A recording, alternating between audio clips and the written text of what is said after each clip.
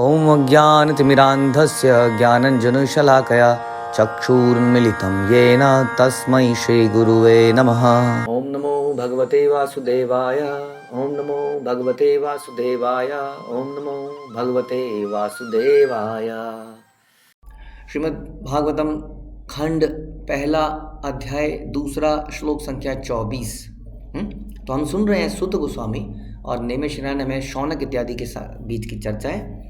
अभी शौनक इत्यादि ने बहुत सारे प्रश्न पूछने हैं, लेकिन सुत गोस्वामी अभी भागवतम का पृष्ठभूमि या उसका बेसिक फंडामेंटल तैयार कर रहे हैं, भगवान के बारे में डिस्कस कर रहे हैं। Who is Krishna himself.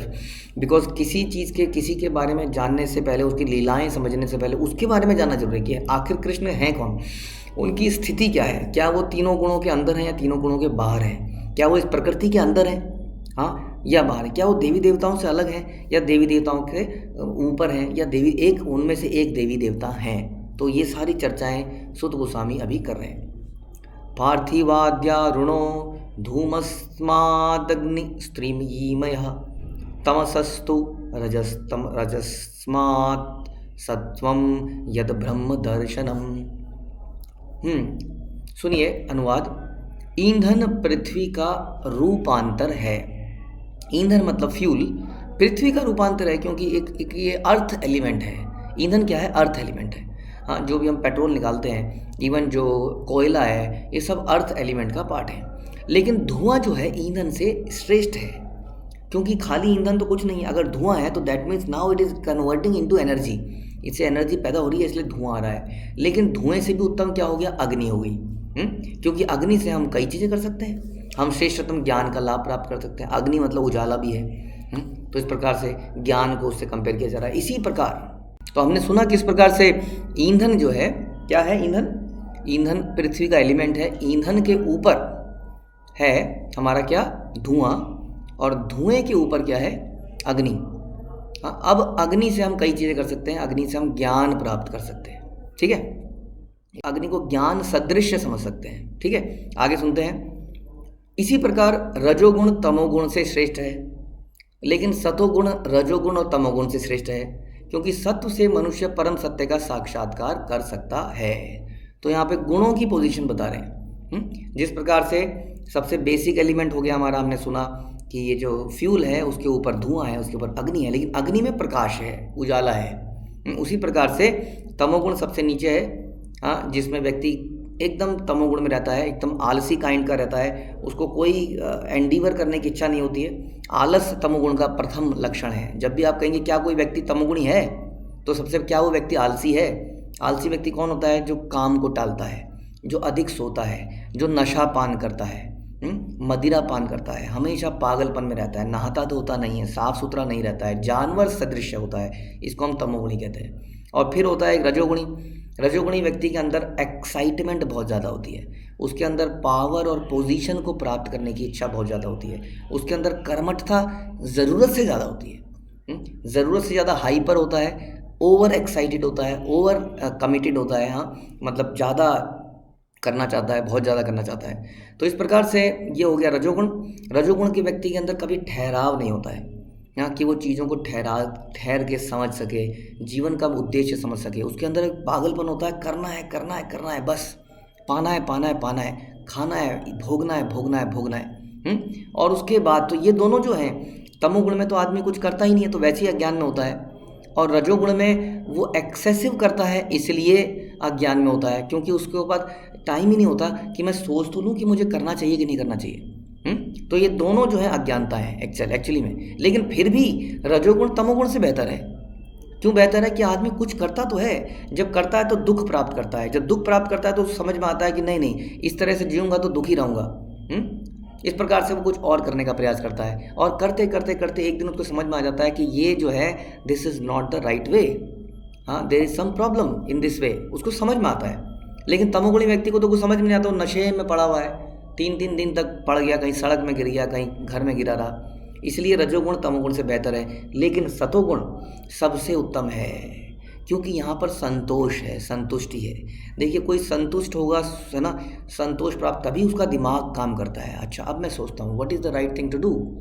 क्या ये जीवन का यही लक्ष्य है जो मैं इतने सालों से करता आ रहा हूँ, या कुछ और भी है? आदमी क्यों इतना दुख प्राप्त कर रहा है, कई प्रश्न वो सोचने लगता है। सतोगुण में देखिए, रजोगुण में तो उसके पास समय ही नहीं था कुछ सोचने का।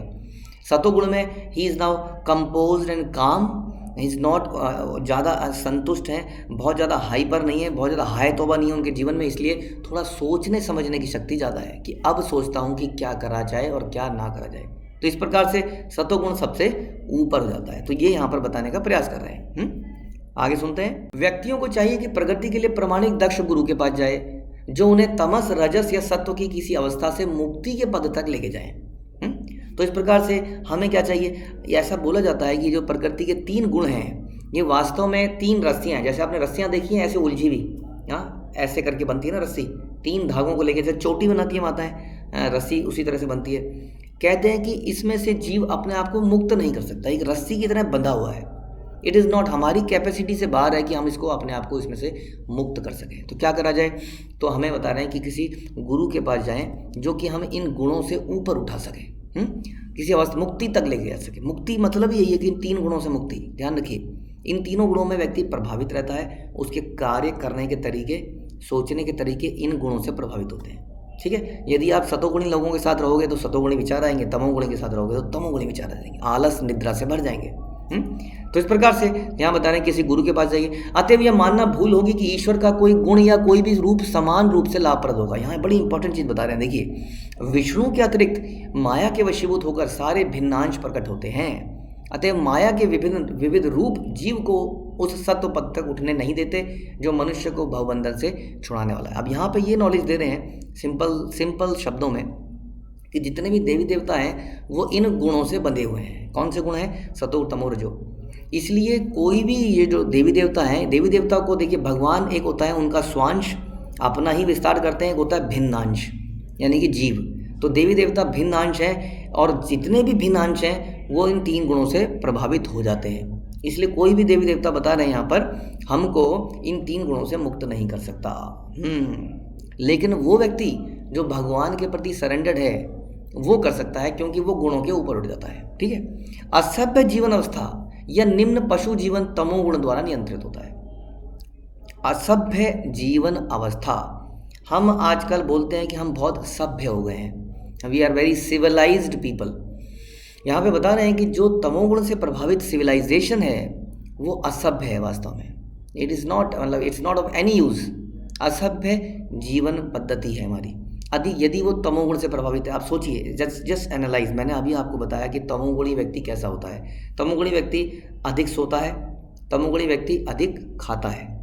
ठीक है। अब इसको कंपेयर कीजिए हमारे आजकल की जीवन शैली से, जिसमें हम रात सवेरे उठते हैं 6 बजे उठना, तो समझे किसी को बोलो 6 बजे उठना है, 6 बजे उठना है प्रभु जी, 6 बजे। हाँ, क्योंकि हम 8 बजे 9 बजे 10 बजे उठते हैं। हाँ, आप किसी को बोलो जी नहाना है, रोज़ नहाना है, रोज़ नहाना है, नहा लेंगे। कोई शेर कोई नहाता है? हाँ, किसी कोई पूछते कि भैया मुंह धो ले, शेर कोई मुंह देता है? शेर कोई पेस्ट करता है?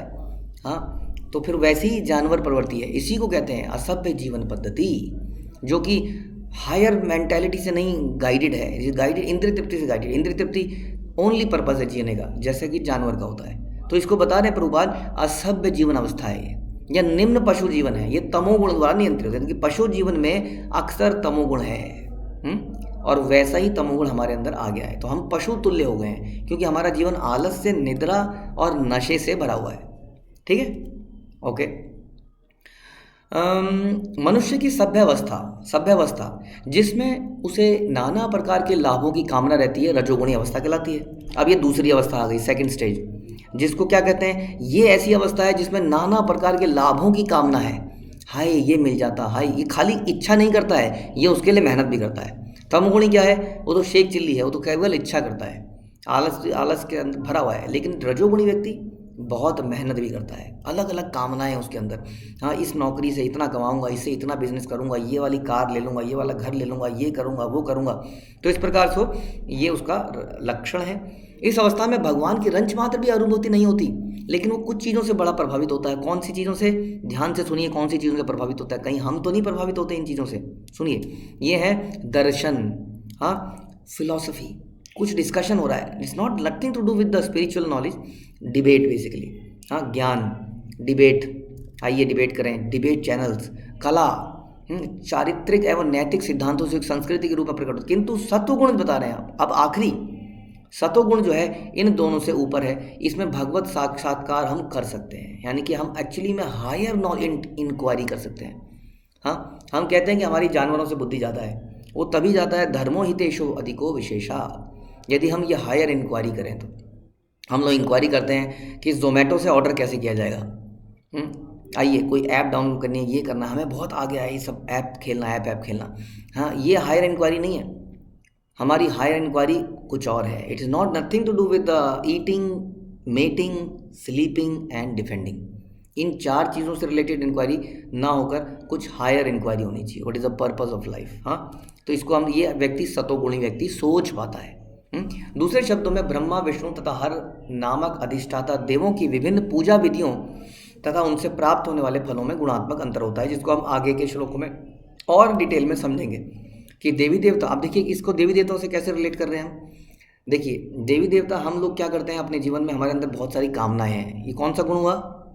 ये हुआ रजोगुण। बहुत सारी कामनाएं, अब इन कामनाओं की पूर्ति के लिए हम किसी देवी देवता के पास जाते हैं। इसका मतलब देवी देवताओं की पूजा रजोगुण से प्रभावित है। जैसे कि हिरण्यकश्यपु ने ब्रह्मा जी की पूजा करी, हाँ, और या रावण ने शिव जी की भी पूजा करी। हाँ, तो ये क्या है, इन्होंने भी देवी देवताओं की पूजा, लेकिन ये कामनाओं से भरे हैं, ये रजोगुण से भरे हैं, इसलिए ये पूजा पद्धति रजोगुणी पूजा पद्धति कहलाती है। इसका मतलब ये हुआ कि सारी की सारी पूजा पद्धति को हम एक तराजू पे नहीं नाप सकते। हाँ, हर पूजा का पर्पस, किसको पूजा जा रहा है, उससे पता चलेगा कि क्या ये सात्विक या शुद्ध सात्विक पूजा है या नहीं है, क्या ये हमें ऊपर लेके जाएगी या नीचे गिरा देगी। ठीक है, आगे और सुनते हैं। भेजी रे मुनयो अथाग्रे भगवंत मधोक्षजम सत्वं विशुद्धम क्षेमाय कल्पंत कल्पन्ते ये नुक्तानि ही। पूर्व काल में समस्त महामुनियों ने भगवान की सेवा करी। देखिए ध्यान से सुनिए श्लोक को। पूर्व काल में, पहले के समय में महामुनियों ने, जो महान व्यक्ति थे, उन्होंने किसकी पूजा करी? उन्होंने भगवान की सेवा करी, क्योंकि वह प्रकृति के तीनों गुणों से परे हैं। सुना आपने कि पूजा करने के बहुत सारे विकल्प हैं हमारे सामने। आज जितने लोग हैं उतने देवी देवता हैं, घर घर में एक नया देवता है। हाँ, यहाँ पे बता रहे हैं कि जो पुराने ज़माने में समय पर जब लोग बहुत बुद्धिमान थे, श्रुतिधर थे, उस वक्त के महामुनियों ने भगवान की पूजा करी, क्योंकि वो गुणों के अतीत हैं, गुणों के परे हैं। लेकिन हम लोग क्या करते हैं, हम जिनकी पूजा करते हैं वो गुणों के अंदर ही हैं, क्योंकि वे प्रकृति के 3 गुणों से परे हैं। उन्होंने भौतिक परिस्थितियों से मुक्त होने के लिए, जीवन का एक ही उद्देश्य है, ध्यान रखिए, जो हमें आज तक किसी ने नहीं बताया, वो है कैसे हम जन्म मृत्यु के चक्र से, 3 गुणों से परे होकर संसार से बाहर जा सकें। यही एकमात्र जीवन का उद्देश्य है। ठीक है, तो इसी उद्देश्य को ध्यान रखना है जब भी हम कुछ भी कार्य करें। तो यहाँ बता रहे हैं कि महामुनियों ने क्या किया? भगवान की सेवा करी। क्या भगवान की सेवा क्यों करी? इस प्रकृति से, भौतिक परिस्थितियों से मुक्त होने के लिए उन्होंने भगवान की सेवा करी। तो हम डिस्कस कर रहे थे कि एक बार से दोबारा इसको पढ़ लेते हैं, सुन लेते हैं कि महामुनियों ने, पूर्व काल में महामुनियों ने भगवान की सेवा करी, क्योंकि वो प्रकृति के 3 गुणों से परे हैं। उन्होंने भौतिक परिस्थितियों से मुक्त होने के लिए, जो भी हमारे जीवन में समस्याएं हैं वो इसीलिए हैं क्योंकि हम इस शरीर के अंदर हैं। अगर इससे वास्तव में मुक्त होना है तो भगवान की पूजा करनी पड़ेगी। फलस्वरूप परम लाभ प्राप्त करने के लिए पूजा करी। परम लाभ, हम सब भी कोई ना कोई लाभ के लिए भगवान, अलग अलग देवताओं की पूजा करते हैं, लेकिन परम लाभ किस में है? क्योंकि जो भी हमें देवी देवताओं से मिलता है वो कुछ समय बाद छूट भी जाता है। ध्यान कीजिए, कोई भी चीज़ जो मिलती है वो अधिक समय तक हमारे पास नहीं रहती, और अंत में तो सभी चली जाती है। इसलिए परम लाभ अगर चाहिए तो भगवान की पूजा कीजिए। अतएव जो कोई इन महामुनियों का अनुसरण करता है वह भी संसार से मोक्ष का अधिकारी बन जाता है। जो भी इन महामुनियों का, हाँ, ये महामुनि जो हैं 12 महाजन बताए गए हैं शास्त्रों में, भागवत उनके नाम बताती है, जिसमें से मुख्य मुख्य लोगों को आप जानते हैं। राजा जनक है, भीष्म पितामह है, शुकदेव गोस्वामी है, और न जाने बहुत सारे हैं, ध्रुव है, प्रहलाद महाराज हैं। ये कई सारे लोग हैं जिनको हम महाजन बोलते हैं, यमराज हैं। तो इन लोगों ने क्या किया? भगवान की सेवा करी इस भौतिक संसार से मुक्ति पाने के लिए, क्योंकि वो 3 गुणों से परे हैं। प्रभुपाद बता रहे हैं कि धर्म का उद्देश्य महाजनों, हाँ, अर्थात भगवान के अधिकृत प्रतिनिधियों के अतिरिक्त कोई नहीं जानता। तो यही महामुनि जानते हैं कि धर्म का असली उद्देश्य क्या है। और एक श्लोक और पढ़ लेते हैं। मुमुक्षवो घोर रूपान हित्वा भूतपतिनथ नारायण कलाशांता भजन्ति ह्रान सूयवः। जो लोग मोक्ष के कामी हैं वह निश्चय ही द्वेष रहित होते हैं और सबका सम्मान करते हैं, किंतु फिर भी देवताओं के घोर रूपों का तिरस्कार करके भगवान विष्णु तथा उनके स्वांशों के कल्याणकारी रूपों की ही पूजा करते हैं। देखिए, दिस इज श्रीमद् भागवतम, जिसको कहते हैं एकदम पका हुआ फल, वेदों का पका हुआ फल जिसको हम मानते हैं। तो इस श्रीमद् भागवत में तो जल्दी से हम इसको समाप्त करते हैं, क्योंकि जैसे जैसे डे आगे बढ़ता है यहाँ सिग्नल इश्यूज बढ़ जाते हैं। तो हमने ये सुना किस प्रकार से जो देवी देवता हैं, जो ये देखिए बहुत क्लियरली लिखा है, इसको मैं दोबारा से आपको बताता हूँ। ये श्लोक संख्या आप लिख सकते हैं, दिस इज कैंटो 1 अध्याय 2 और श्लोक संख्या 26, ठीक है। कैंटो 1 अध्याय 2 श्लोक संख्या 26।